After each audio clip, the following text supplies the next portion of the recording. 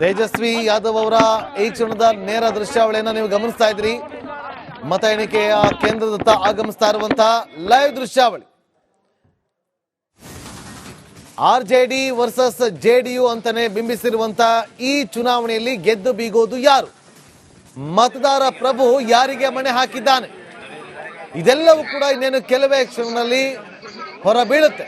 ಬಹಳ ಕುತೂಹಲ ಇರುವಂಥದ್ದು ಬಿಹಾರದ ತೀರ್ಪು ಯಾರ ಪರವಾಗಿ ಇರುತ್ತೆ, ಅಲ್ಲಿನ ಮತದಾರ ಪ್ರಭು ಯಾರಿಗೆ ಮಣೆ ಹಾಕಿದ್ದಾನೆ, ಯಾರಿಗೆ ಹಾರವನ್ನ ಹಾಕ್ತಾನೆ, ಮತ್ತೊಮ್ಮೆ ನಿತೀಶ್ ಕುಮಾರ್ ಅವರಿಗೆ ಮಣೆ ಹಾಕ್ತಾನ, ಕುತೂಹಲಕ್ಕೆ ಕಾರಣವಾಗಿದೆ. ಬುದ್ಧನ ತವರಿನಲ್ಲಿ ಗೆದ್ದು ಬೀಗೋದು ಯಾರು, ಮಗಧದಲ್ಲೂ ಕೂಡ ಮೋಡಿ ಮಾಡ್ತಾರ ಪ್ರಧಾನಿ ನರೇಂದ್ರ ಮೋದಿ ಅವರು.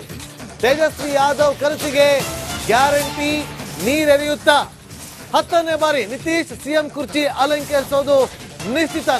ಜಿದ್ದಿನ ಅಖಾಡದಲ್ಲಿ ಯಾರ ಕೊರಳಿಗೆ ಬಿಹಾರ?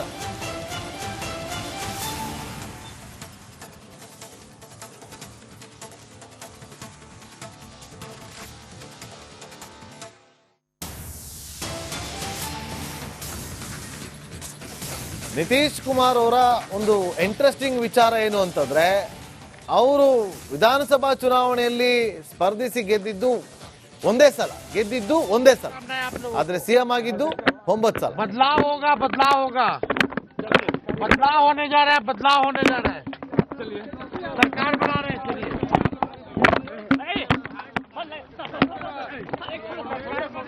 बदलाव होने जा रहा है बदलाव होगा.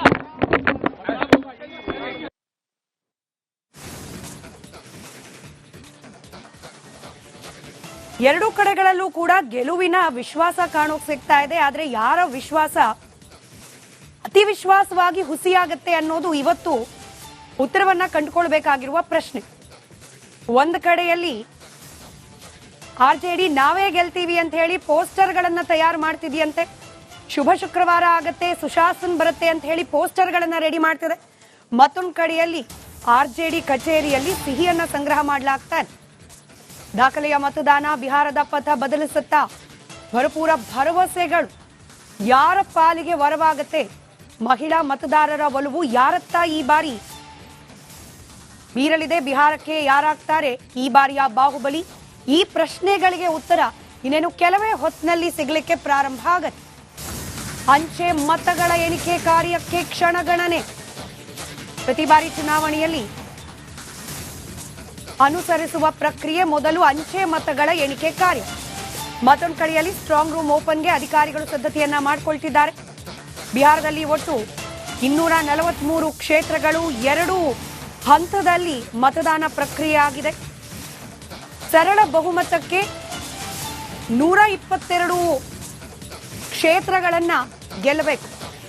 ಆದರೆ ಬಹುತೇಕ ಎಕ್ಸಿಟ್ ಪೋಲ್ಗಳ ಪ್ರಕಾರ NDA ಹತ್ರ 150 ಕ್ಷೇತ್ರಗಳನ್ನ ಗೆಲ್ಲೋ ಮೂಲಕ ಮತ್ತೊಮ್ಮೆ ಬಿಹಾರದ ಗದ್ದುಗೆಯನ್ನ ಏರಲಿದೆ ಅಂತ ಹೇಳಿ. ಆದರೆ ಕಳೆದ ಕೆಲ ಚುನಾವಣೆಗಳಲ್ಲಿ ಈ ಎಕ್ಸಿಟ್ ಪೋಲ್ಗಳು ಉಲ್ಟಾ ಆಗಿದೆ.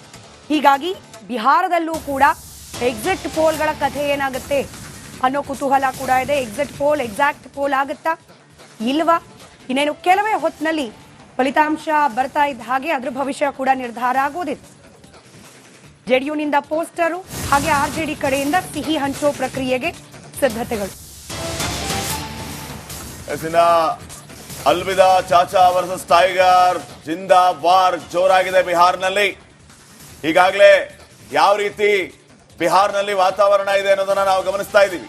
ಈಗಷ್ಟೇ ತೇಜಸ್ವಿ ಯಾದವ್ ಹೇಳ್ತಾ ಇದ್ರು ಬದಲಾವಣೆ ಖಂಡಿತವಾಗಿಯೂ ಬರುತ್ತೆ ಅನ್ನುವಂತಹ ಮಾತನ್ನ ಹೇಳ್ತಾ ಇದ್ರು. ಹಾಗಿದ್ರೆ ಆ ವಿಶ್ವಾಸದಲ್ಲಿ ತೇಜಸ್ವಿ ಯಾದವ್ ಇದಾರಾ? ಮುಖ್ಯಮಂತ್ರಿ ಪಟ್ಟವನ್ನ ಅಲಂಕರಿಸ್ತಾರ? ನಿತೀಶ್ ಕುಮಾರ್ಗೆ ಟಾಟಾ ಬೈ ಬಾಯ್ ಹೇಳ್ತಾರ ಅನ್ನುವಂತಹ ಪ್ರಶ್ನೆ ಇದೆ. ಸೊ ಈ ಎಲ್ಲ ಬೆಳವಣಿಗೆಯ ಮಧ್ಯೆ NDA ಈಗಾಗಲೇ ಸ್ವೀಟ್ ಅನ್ನು ಕೂಡ ತರಿಸಿಕೊಂಡಿದ್ದಾರೆ.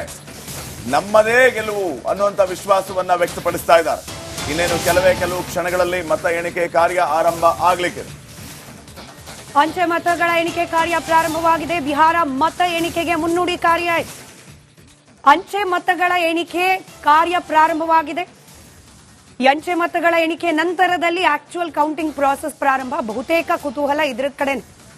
ಅಂಚೆ ಮತಗಳ ಎಣಿಕೆ ಆಗ್ತಾ ಇದ್ದ ಹಾಗೆ ಬಿಹಾರದ ಫಲಿತಾಂಶದ ದಿಕ್ಕು ಹಂತ ಹಂತವಾಗಿ ಗೊತ್ತಾಗ್ತಾ ಹೋಗುತ್ತೆ. ಇವಾಗಲೇ ನೋಡಿದ ಹಾಗೆ ಟೈಗರ್ ಜಿಂದಾ ಹೇ ವರ್ಸಸ್ ಅಲ್ವಿದಾ ಚಾಚಾ. ಬರೋಬ್ಬರಿ 20 ವರ್ಷಗಳ ಕಾಲ ಬಿಹಾರದ ಮುಖ್ಯಮಂತ್ರಿಯಾಗಿ ಮುಂದುವರಿತಾ ಇದ್ದಾರೆ ನಿತೀಶ್. ಈ ಬಾರಿ ಕೂಡ ಮುಂದುವರಿತಾರಾ ಅಥವಾ ತೇಜಸ್ವಿ ಯಾದವ್ಗೆ ಬಿಹಾರದ ಮುಖ್ಯಮಂತ್ರಿ ಆಗುವ ಅವಕಾಶ ಸಿಗತ್ತಾ? ಈ ಪ್ರಶ್ನೆಗೂ ಕೂಡ ಉತ್ತರ ಲಭ್ಯ ಆಗೋದಿದೆ.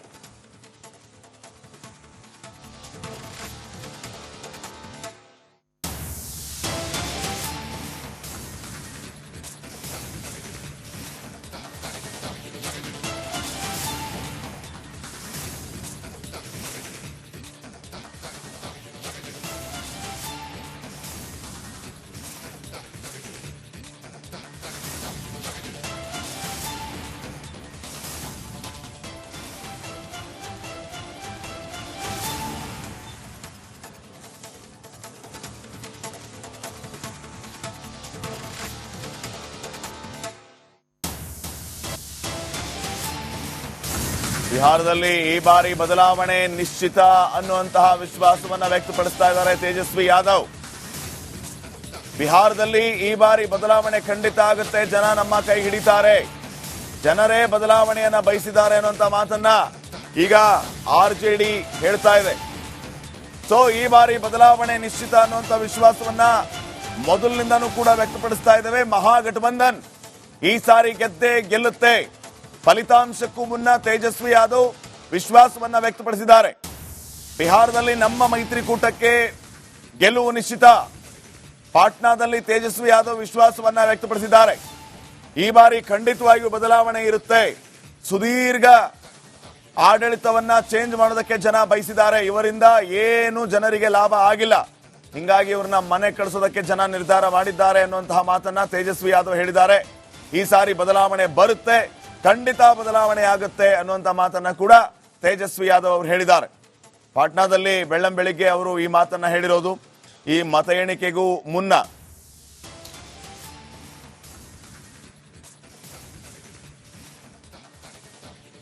ಕಾನ್ಫಿಡೆನ್ಸ್ ಬೂಸ್ಟ್ ಮಾಡ್ಲಿಕ್ಕೆ ಇದು ಹೆಲ್ಪ್ ಆಗುತ್ತೆ ಅನ್ನೋದು ಬಿಟ್ಟರೆ ಮತದಾರರ ಮೇಲೆ ಪರಿಣಾಮ ಬೀರ್ಲಿಕ್ಕೆ ಸಾಧ್ಯ ಇಲ್ಲ. ಯಾಕಂದ್ರೆ ವೋಟಿಂಗ್ ಆಲ್ರೆಡಿ ಆಗಿ ಹೋಗಿದೆ.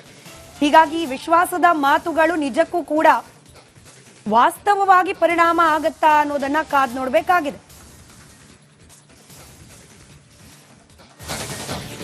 ಮೊದಲ ಸುತ್ತಿನಲ್ಲೇ ಎನ್ಡಿಎಗೆ ಮುನ್ನಡೆ.